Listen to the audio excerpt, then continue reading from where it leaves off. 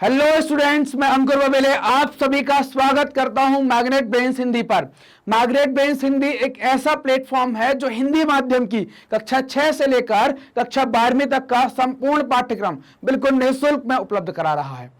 Magnet brains मतलब है free education, मतलब कि आपको यहां पर किसी प्रकार का कोई पेमेंट नहीं करना है, ना ही किसी प्रकार का कोई सब्सक्रिप्शन परचेज करना है। आपको सभी वीडियोस मिलेंगे, बिल्कुल निःशुल्क उपलब्ध कराए जाएंगे, वो भी क्वालिटी कंटेंट और क्वालिटी टीचर्स के साथ। चलिए बात करते हैं कि हम इस वीडियो में क्या पढ़ेंगे। तो हमारे वीडियो का जो टॉपिक होने वाला है वो है जावा के जंगलों में हुए बदलाव, है ना। हम उनके बारे में बात करेंगे। ये जो टॉपिक है वो आपके कक्षा 9वीं के इतिहास का चैप्टर नंबर 4 वन्य समाज और उपनिवेशवाद, इसी चैप्टर का एक टॉपिक है। तो इस चैप्टर में हमने अभी तक क्या पढ़ा, तो अभी तक हम जो पढ़ रहे थे वो भारत के संदर्भ में पढ़ रहे थे। हमने बस्तर के जंगलों के बारे में पढ़ा, भारत में व्यावसायिक वानिकी की शुरुआत, लोगों का जीवन, खेती का बदलना, नए रोजगार, नई सेवा का उदय हो जाना और लोगों के अंदर भय का जो कॉन्सेप्ट था, ये सारे वीडियो हम देख चुके थे। अब बात करेंगे, भारत का एक पास का ही देश है, भारत से ज्यादा दूर नहीं है, जिसको आप इंडोनेशिया कहेंगे। तो वहां पर एक द्वीप है जावा। तो हम जावा के बारे में बात करने वाले हैं कि जावा के जंगलों में क्या बदलाव हुए। तो यहां से हम भारत के बाहर जावा के बारे में बात करने वाले हैं। जावा की यात्रा पर चलते हैं। जावा क्या है, तो पहले तो ये द्वीप था, मतलब ये अलग रहा करता था। आजकल क्या है, ये आजकल इंडोनेशिया का पार्ट है। इंडोनेशिया के चावल उत्पादक द्वीप के रूप में जाना जाता है। पहले तक ये घने जंगलों के रूप में जाना जाता था। जावा का क्या है कि एक जमाने में अगर हम बात करें तो यह क्षेत्र अधिकांश वनाच्छादित था, मतलब जंगल था। हमने बात करी ना, पहले ये घने जंगलों के रूप में जाना गया, आजकल इसकी पहचान चावल उत्पादक क्षेत्र में हो गई। तो इस क्षेत्र में जैसे डच आए तो डचों ने वन प्रबंधन की शुरुआत सबसे पहले कहां कर दी, इस जावा द्वीप पर कर देते हैं। डच मतलब डचों का कंसेप्ट और अंग्रेजों का कंसेप्ट एक सा ही था। आप मतलब ये मत समझना कि ये पहुंच गए हैं तो इन्होंने कोई बहुत भला कर दिया है, बहुत अच्छा करके, एक सा ही, सबके उद्देश्य एक से थे, तो सबका काम करने का तरीका भी एक सा था, बस थोड़ा बहुत फर्क आपको देखने को मिलेगा। तो जावा में डचों के द्वारा वन प्रबंधन की शुरुआत की गई थी। यहां पर फॉरेस्ट मैनेजमेंट की शुरुआत करते हैं। क्यों की गई थी फॉरेस्ट मैनेजमेंट की शुरुआत, क्योंकि जहाज निर्माण के लिए इनको लकड़ी चाहिए थी, है ना। तो आप देखेंगे कि अंग्रेजों ने भी, भारत ने एक बैंड्रस नाम के व्यक्ति को अपॉइंट किया और उससे बोला कि भाई कैसे यहां पर व्यावसायिक वानिकी की शुरुआत करें। वो आया, उसने पूरा एनालिसिस किया, एनालिसिस करके बताया कि भाई कैसे आप शुरुआत कर सकते हैं, क्या करेंगे। तो सारी बातें उसने यहां पर बताई। हमारा एक वन महाविद्यालय बना दिया और वानिकी के लिए पेड़ कैसे लगाए, सारी चीजें वो दे गया। वानिकी का अधिनियम पास करवा दिया बाद में। तो ऐसे ही डचों ने क्या किया कि जावा के अंदर वन प्रबंधन की शुरुआत की। और ये वन प्रबंधन की शुरुआत अंग्रेज भी क्यों कर रहे थे, तो अंग्रेजों को भी दो चीज चाहिए थी कि जहाजों के लिए लकड़ी चाहिए थी और रेलवे स्लीपर के लिए लकड़ी चाहिए थी। यही था ना, भूल तो नहीं गए, याद है कि नहीं है। तो ऐसे ही तो डचों का भी तो उद्देश्य वही था, तो डचों को भी तो वही जरूरत थी। तो ये जहाजों के लिए इनको भी लकड़ी की जरूरत थी और इनने इसी कारण से वहां के वनों का प्रबंधन करवाया हुआ था। इंडोनेशिया कैसा था, इंडोनेशिया एक डच उपनिवेश हुआ करता था और भारत कैसा था, भारत एक ब्रिटिश उपनिवेश हुआ करता था। मतलब सिर्फ मालिक बदले हैं, मतलब जो हमारे यहां पर शासन कर रहे हैं वो बदले हैं, बाकी क्या है, बाकी सब कुछ तौर तरीका वैसे ही होगा। ये डचों का उपनिवेश हुआ करता था। भारत और इंडोनेशिया के वन कानूनों में कई समानताएं थी, मतलब कि जैसे जंगलों के अंदर रोक लगा देना, आने जाने ना देना, है ना। तो ऐसी कई सारी समानताएं। कैसी समानता, जैसे आप देखेंगे यहां पर भी क्या कर रहे हैं, जंगलों का प्रबंधन कर दे रहे हैं। प्रबंधन का मतलब क्या है कि यहां पर भी क्या करेंगे, वो व्यवसायिक वानिकी, है ना, व्यवसायिक वानिकी की शुरुआत करेंगे।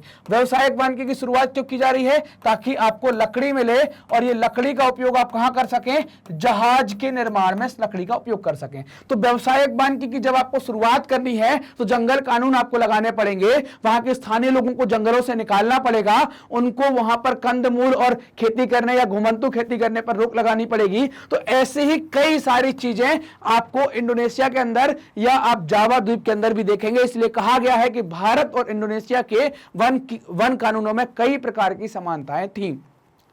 सन 1600 में अगर हम बात करें तो 1600 में जावा की अनुमानित आबादी आप देखेंगे कि 34 लाख के आसपास हुआ करती थी। 1600 की बात, शुरुआत की बात कर रहे हैं कि 34 लाख के आसपास यहां की आबादी हुआ करती थी।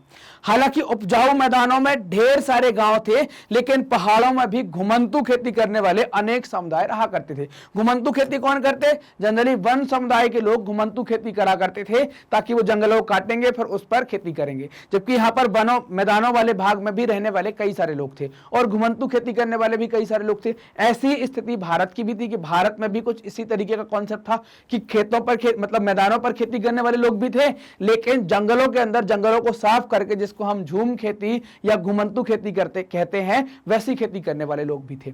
तो ये बात हुई कि भाई जावा के जंगलों में क्या बदलाव हुए, तो ये बदलाव की शुरुआत हुई, हमने देखा कि यहां पर वन प्रबंधन आ गया और यहां पर भी कई प्रकार की रोकें लग जाएंगी और इनकी समानताएं भारत के वन कानूनों से कई प्रकार से मिलेंगी। जैसे कि आप देख पा रहे हैं कि 34 लाख की जो आबादी है वहां के द्वीप में, तो वहां पर कुछ लोग रह रहे हैं कहां पर, आपके मैदानी भाग में, लेकिन कुछ लोग जंगलों में रह रहे हैं जो जंगलों पर निर्भर है, लेकिन उसके बाद भी इनको जंगलों में घुसने से रोका जाएगा। तो ये बदलाव की शुरुआत कहां हो जाएगी, आपके जावा के अंदर, जावा के जंगलों में बदलाव की शुरुआत यहां पर हो जाएगी। मैग्नेट ब्रेन्स ने आपकी सुविधा के लिए अपनी एक वेबसाइट बनाई है ताकि आप उसका उपयोग कर सकें, अपने समय को बचा सकें और आपका भटकाव कम हो, समय की बर्बादी कम हो। वेबसाइट का उपयोग कैसे करेंगे? वेबसाइट का उपयोग करने के लिए गूगल पर टाइप करेंगे या सर्च बार में टाइप करेंगे magnetbrains.com। अब जैसे ही आप वेबसाइट में प्रवेश करेंगे इसके बाद, तो आपको मिलेगा यहां पर कोर्सेज का ऑप्शन। कोर्सेज में आप देखेंगे यहां पर कि आपको कई सारे ऑप्शन मिलेंगे, तो इसमें आप जिस भी मीडियम से हैं, जो भी आप पढ़ना चाहते हैं वो आप सेलेक्ट कर लेंगे। मान लीजिए कि आप इंग्लिश मीडियम से हैं या हिंदी मीडियम से हैं, तो आप वो सिलेक्ट कर लेंगे। मैं मानता हूं कि आप हिंदी मीडियम से हैं, तो आपने हिंदी मीडियम सेलेक्ट किया। फिर आपको यहां पर क्लासेस का ऑप्शन देखने को मिलेगा, तो आपको आपकी क्लास चुननी है।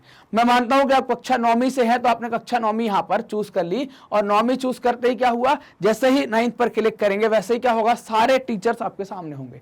अब आपको जो भी सब्जेक्ट देखना है, जिस भी सब्जेक्ट के बारे में पढ़ना है, उस सब्जेक्ट पर जाकर आप पढ़ सकते हैं। मान लीजिए कि आप सोशल साइंस को देखना चाहते हैं, तो यहां पर वॉच नाउ पर क्लिक करेंगे। क्लिक करते ही क्या होगा कि आपका जो पूरा चैप्टर है या पूरा आपका जो हिस्ट्री हो गई, ज्योग्राफी हो गई, जो भी सब्जेक्ट है उसका पूरा सिलेबस ऐसे खुल जाएगा चैप्टर वाइज। आपको जो चैप्टर देखना है उस चैप्टर पर क्लिक करेंगे, उसके टॉपिक, सब topic, NCERT solution, one shot, सब कुछ आपको यहां पर मिलेगा। जो भी चीज देखनी है उसके सामने सब वॉच नाउ का एक ऑप्शन होगा, उस पर आप क्लिक करेंगे। क्लिक करते ही क्या होगा, सब वीडियो चल जाएगा।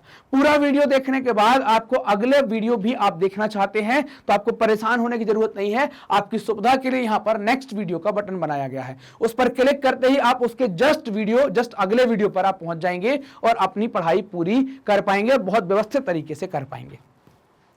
मैग्नेट ब्रेन्स हिंदी माध्यम के विद्यार्थियों के लिए कक्षा 6 से लेकर कक्षा 12वीं तक का संपूर्ण पाठ्यक्रम बिल्कुल निःशुल्क में उपलब्ध करा रहा है। ये वीडियो प्राप्त करने के लिए आपको करना क्या है, आप मैग्नेट ब्रेन्स हिंदी को सब्सक्राइब करेंगे और जो भी वीडियोस होते हैं, जो भी सेशंस होते हैं, उन सभी को आप लाइक करेंगे और अपने दोस्तों के साथ उसको शेयर करेंगे। कमेंट भी जरूर करेंगे, कमेंट कर हमें भी बताएंगे कि आपको वीडियोस कैसे लग रहे हैं। धन्यवाद।